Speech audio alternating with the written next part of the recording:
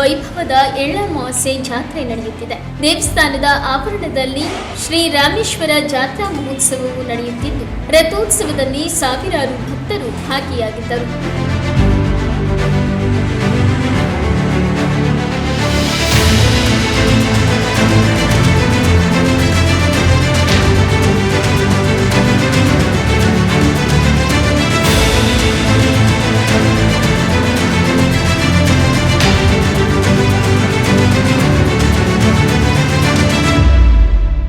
ಏನು ಶ್ರೀ ರಾಮೇಶ್ವರ ತೇರಿನ ದಿವಸ 3 ದಿವಸ, ಇದು 2ನೇ ದಿವಸ. ಮತ್ತು ಇವತ್ತು ಕೂಡ ಬಂದು ಹೋಗಿ ಅಂತ ಹೇಳ್ತಾ ಇದ್ರು. ಅದಕ್ಕೆ ಆ ನಿಟ್ಟಿನ ಮೇಲೆ ದೇವರ ಆಶೀರ್ವಾದನ ಪಡೆದು ಎಲ್ಲರಿಗೂ ಒಳ್ಳೆಯದಾಗಲಿ ಅಂತಕ್ಕಂಥ ನಿಟ್ಟಿನ ಮೇಲೆ ಇವತ್ತು ಬಂದು ಕಾರ್ಯಕ್ರಮದಲ್ಲಿ ಭಾಳ ಸಂತೋಷ ಆಗ್ತದೆ. ತೇರು ದೇವರನ್ನು ಕೂರಿಸ್ತಕ್ಕಂಥ ಸಂದರ್ಭದಲ್ಲಿ ಬಂದು ಆಶೀರ್ವಾದ ತಗೊಳ್ಳೋದು ನಮ್ಮೆಲ್ಲರ ಭಾಗ್ಯ ಅನಿಸುತ್ತೆ. ನಾನು ಇಷ್ಟೇ ಹೇಳೋದು, ಎಲ್ಲರಿಗೂ ಅಷ್ಟೇ ಅವ್ರ ಪ್ರಾರ್ಥನೆಯಲ್ಲಿ ಏನು ಕೇಳ್ಕೊಳ್ತಾರೆ ದೇವರಲ್ಲಿ, ಅವರಿಗೆಲ್ಲರಿಗೂ ಕೂಡ ದೇವರು ಅನುಗ್ರಹಿಸಲಿ ಅಂಥೇಳಿ ನನ್ನ ಪ್ರಾರ್ಥನೆಯನ್ನು ನಾನು ಮಾಡಲಿಕ್ಕೆ ಇಷ್ಟಪಡ್ತೀನಿ.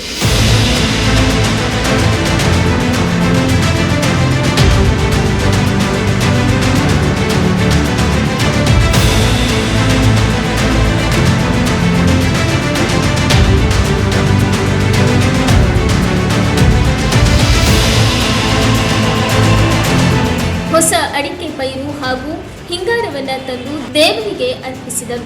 ಜಾತ್ರಾ ಮಹೋತ್ಸವದಲ್ಲಿ ಚೆಂಡೆ, ವಿವಿಧ ವಾದ್ಯವೃಂದಗಳ ತಂಡದಿಂದ ಕಾರ್ಯಕ್ರಮಗಳು ಜರುಗಿದವು.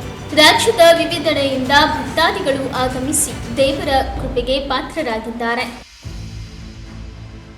ಕಳೆದ ಬಾರಿ ಕೂಡ ಬಂದಿದ್ದರು, ಅದರ ಹಿಂದಿನ ಬಾರಿ ಕೂಡ ಬಂದಿದ್ದರು.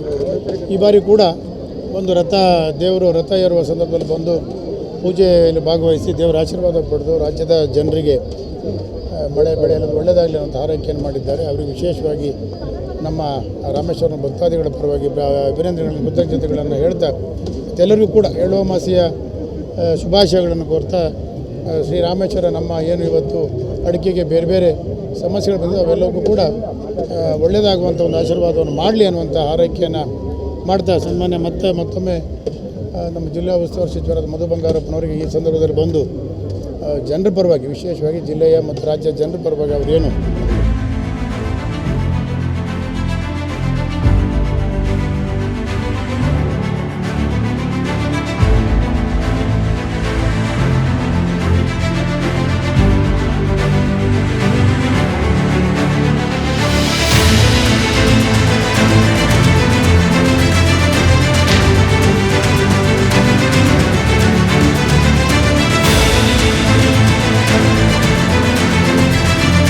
ಕಳೆದ ಬಾರಿಗಿಂತ ಈ ಸಲ ತುಂಬ ಜನಸಂಖ್ಯೆ ಜಾಸ್ತಿ ಕಾಣ್ತಾ ಇದೆ.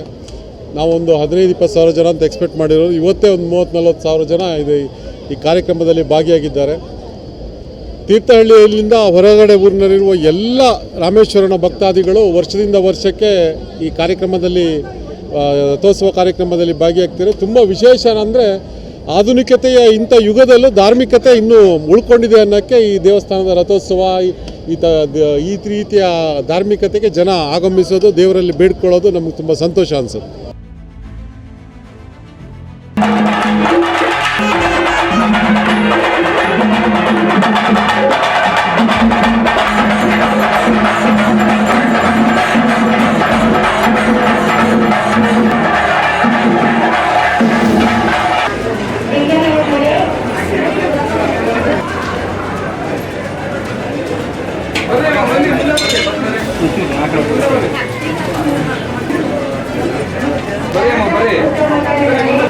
ಬನ್ನಿ ಬನ್ನಿ ಬನ್ನಿ ಬನ್ನಿ